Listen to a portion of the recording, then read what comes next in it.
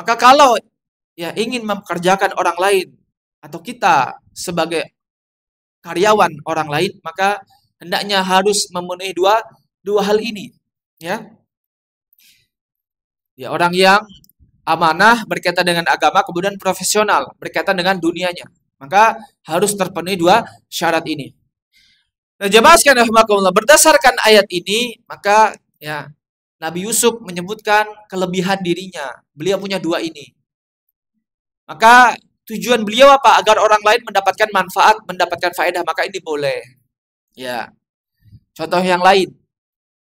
Misalnya kita melamar kerja, ya. Melamar kerja, kemudian masuk tahapan interview. Masuk tahapan interview. Kemudian ditanya, kamu keahliannya apa? Kamu bisanya apa? Ya. Kalau kita jawab, wah, saya nggak mau ngasih tahu Pak, nanti sombong gitu. Nanti saya dianggap sombong. Nah, kira-kira diterima tidak? Tidak. Harusnya apa? Kalau ditanya gitu ya kita keluarkan keahlian kita. Kehebatan kita apa? Oh, saya ini jago di sini Pak. Saya ini pintar untuk mengelola ini Pak. Sebutkan keahlian kita, kehebatan kita. Agar orang lain tahu. Ya. Maka ini boleh. Menyebutkan kelebihan diri. Nah, ini sebagai contoh. Ketika interview kerja, wawancara, ditanya, kamu kelebihannya apa? Kehebatannya apa? Maka boleh. Karena ada manfaat di balik hal tersebut. Ya. Maka dari itu di dalam ayat ini disebutkan tujuan Yusuf menyebutkan kelebihan dirinya agar bisa dimanfaatkan pada jabatan yang tepat. Ya. Menjadi perbendaharaan yang menjaga hasil bumi. Ya. Sehingga dengan kelebihan tersebut dia bisa diterima dari jabatan tersebut. Ya. Sehingga manfaatnya bisa dirasakan oleh masyarakat Mesir pada umumnya pada saat itu, ya. Nah, jemaah sekalian rahimakumullah, ya. Kemudian ya, yang ketiga, maslahat atau manfaat yang boleh, ya, ketika kita menyebutkan kelebihan diri kita sendiri adalah menyebutkan kelebihan atau kebaikan diri dalam rangka apa? Dalam rangka membantah tuduhan yang tidak benar. Artinya, ketika ada seseorang yang menuduh kita dengan tuduhan yang tidak benar, maka boleh kita bantah dengan menyebutkan kelebihan diri kita. Ya. Contoh hal ini adalah sebagaimana yang dilakukan oleh salah satu sahabat, Sa'ad bin Abi Waqqas radhiyallahu anhu. Ketika beliau dituduh dengan tuduhan yang tidak baik oleh Bani Asad. Ya, maka Sa'ad pun menjelaskan kemuliaan beliau ketika dituduh seperti itu. Membantah tuduhan tersebut. Beliau mengatakan, sesungguhnya aku adalah orang Arab yang pertama ya memanah dalam jihad fisabilillah. Artinya beliau menyebutkan jasa beliau, kelebihan beliau. Orang pertama dari bangsa Arab yang ya memanah ya ketika berperang. Kami pernah berperang dalam kondisi tidak ada makanan sama sekali, kata beliau, kecuali dedaunan dari pohon yang berduri. Ya, ini ketika perang. Sampai-sampai salah seorang di antara kami buang hajat sebagaimana kotoran kambing yang kering. Artinya apa? Karena saking sedikitnya yang dimakan, ya buang hajatnya seperti kotoran kambing yang kering tersebut.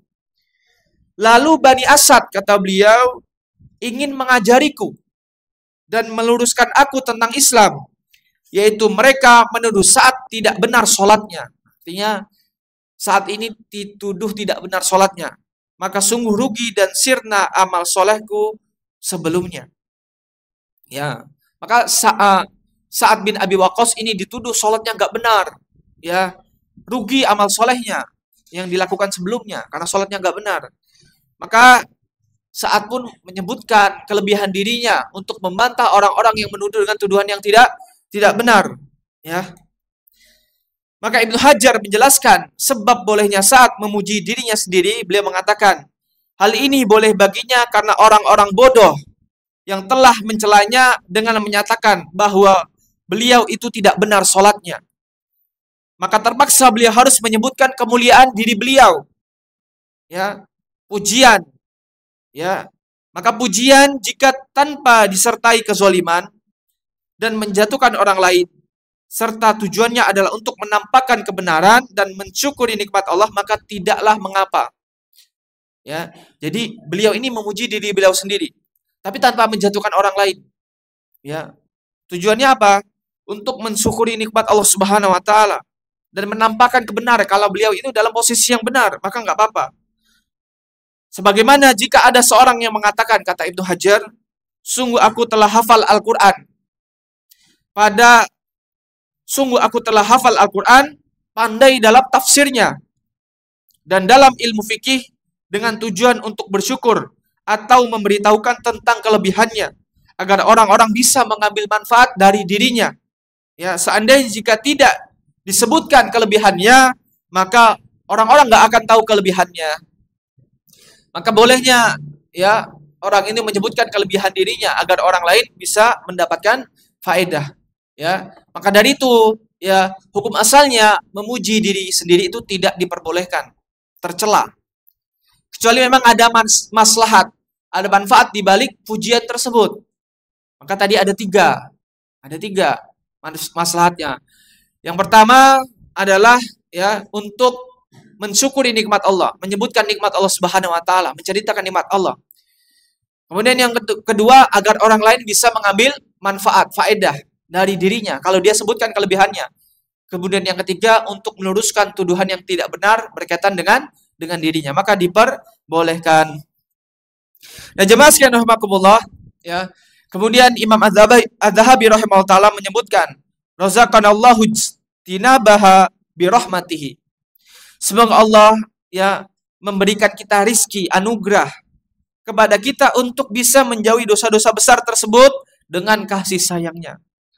Maka dalam perkataan ini ya menjadi kesadaran bagi kita bahwa ketika kita bisa dijauhkan dari berbagai macam dosa dan maksiat, itu semata-mata rezeki dari Allah Subhanahu wa taala.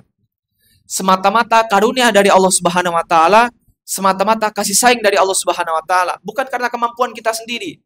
Ya. Maka beliau mengatakan, ya, semoga Allah memberikan kita rizki, anugerah untuk menjauhi dosa-dosa besar tersebut birahmatih, dengan kasih sayang Allah Subhanahu wa taala. Maka kita bisa menjauhi dosa-dosa besar ini kenapa? Ya karena Allah sayang sama kita. Allah lah yang memberikan hidayah kepada kita, bukan semata-mata karena kemampuan diri kita sendiri, ya.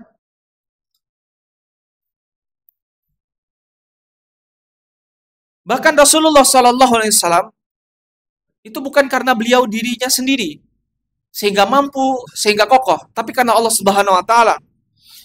Ya.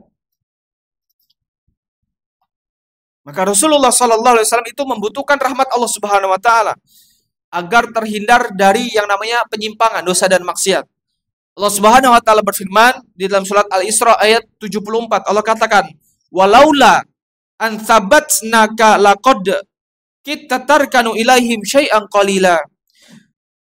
Seandainya kami tidak mengokohkan dirimu, memperkuat hatimu, wahai Muhammad, niscaya engkau hampir condong kepada mereka, ya, yaitu condong kepada pembesar kafir Quraisy.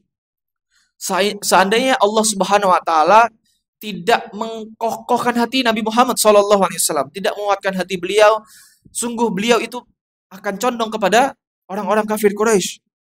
Hal ini dikarenakan apa? Rasulullah SAW mendapatkan godaan yang sangat besar dari pembesar kafir Quraisy. Beliau dirayu, ya, beliau digoda terkait dengan apa? Tawaran dunia yang menggiurkan, jabatan dunia yang menggiurkan. Maka beliau digoda oleh pembesar kafir Quraisy, ya. Nah, seandainya Allah Subhanahu wa taala tidak mengkokohkan hati beliau, maka sungguh ya beliau ini akan condong kepada pembesar kafir Quraisy, ya.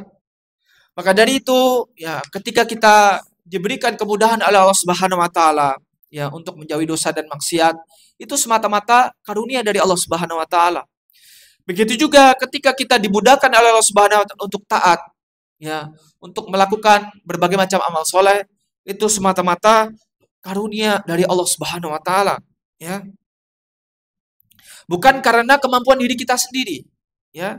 Bukan karena kemampuan diri kita sendiri, bukan karena kita ini hebat, tapi karena semata-mata pertolongan dari Allah Subhanahu wa taala. Maka dari itu Allah Subhanahu wa taala berfirman dalam surat An-Nur ayat 21, Allah katakan, "Walaula fadlullahi 'alaikum wa rahmatuhu, ma zaka minkum min ahadin abadan." Ya. Seandainya bukan karena karunia dari Allah Subhanahu wa taala dan kasih sayangnya yang diberikan kepada kalian, maka tidak ada satupun di antara kalian yang suci, yang bersih dari perbuatan dosa. Ya. Kalau bukan karena karunia dan kasih sayang dari Allah Subhanahu wa taala, tidak ada kita yang bersih dari dosa. Ya, tidak ada satupun dari kalian yang bersih dari dosa. Walakin Allah yuzakki may yasha.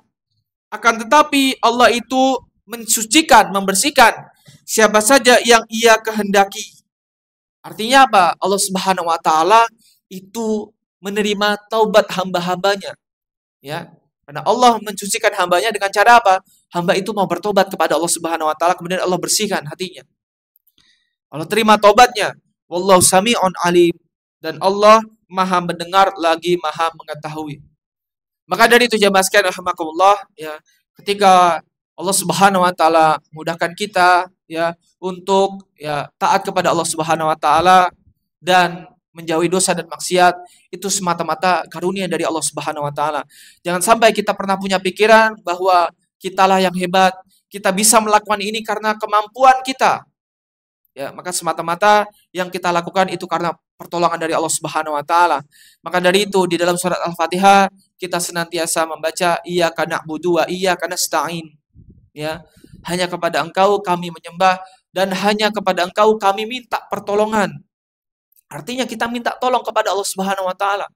Amal soleh yang kita kerjakan, dosa dan maksiat yang kita jauhi itu semata-mata karena pertolongan dari Allah Subhanahu wa taala. Kita berdoa kepada Allah Subhanahu wa taala, semoga Allah mudahkan kita untuk senantiasa beramal soleh dan semoga Allah mudahkan kita untuk menjauhi berbagai macam dosa dan maksiat. Demikian, semoga bermanfaat. Sallallahu ala nabiyina Muhammad wa ala alihi wasallam wa akhiru da'wana alhamdulillahirabbil alamin. Subhanakallahumma wa bihamdika asyhadu an la ilaha illa anta astaghfiruka wa atubu ilaik. Wassalamualaikum warahmatullahi wabarakatuh.